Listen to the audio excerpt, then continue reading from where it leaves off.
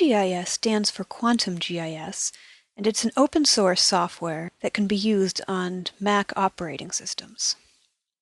To find it, look for the icon that's a yellow Q with a green arrow through it.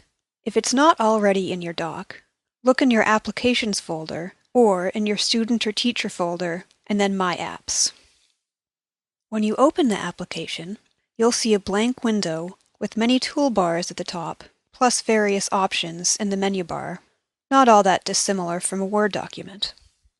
The big open space in the right part of the window is where the data will appear as you build your map.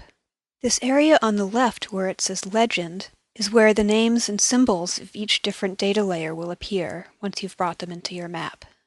When you first open QGIS, all of the toolbars are going to appear by default. The divisions between the toolbars are these little dotted double lines. Because there's more tools than actually fit in this area, at the right-hand side of each toolbar, there's a double arrow that if you click on it, will show all the additional tools available in that toolbar. Because you're only going to be using some of the toolbars as you first get to know QGIS, it's a good idea to hide the bars that you aren't going to be using so that all the tools and the bars that you do want will be visible. To do this, go to the View menu and Toolbar Visibility. You'll want to uncheck each of the toolbars that you don't want to show. Those that you likely will not be using would be Plugins, Digitizing, and Manage Layers. I can then move the toolbars around by clicking and dragging on the double dotted line. Now I'm able to readily see all of the tools that I will be using regularly. As you can see, there's no actual map when you first open the software. You need to create a map by adding each of the different layers of data one at a time. There are 4 different buttons that allow you to add data into your map. They're the ones that have the plus sign in the green circle as a part of their icon. If you hover over each of them, a tip will appear that tells you what they do, and this is true for all of the other tools also. For now, we want to stick with the Add Data button that's the furthest to the left of the 4, that says Add a Vector Layer. Vector data is the kind of data that you'll be working with the most in GIS. When you click on this Add Data button, a window will open showing the files on your computer. In this window, navigate to the folder where you have your GIS data stored. Notice that there are many files that have the same file name but different extensions. This is because each data layer or shapefile that we add into the map actually has many different types of files that are associated with it. For example, the colleges layer actually consists of 7 different files. The DBF file is a database of all the attribute data, such as the name and enrollment of each school, that we just viewed. The PRJ file defines the projection, which has to do with how the layer is placed onto the surface of the Earth.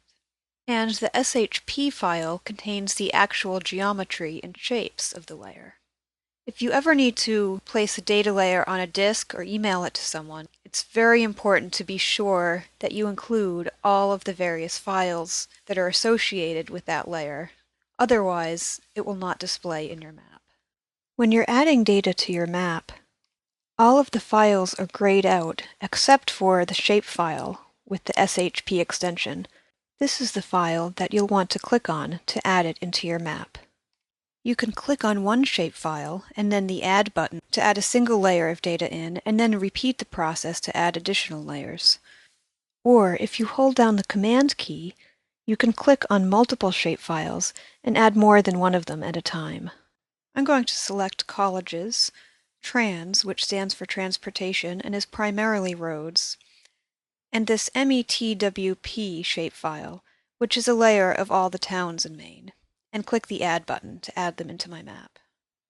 When you add the layers to the map, you will see the layer name and their symbol in the table of contents on the left, and the actual data will appear in the area to the right.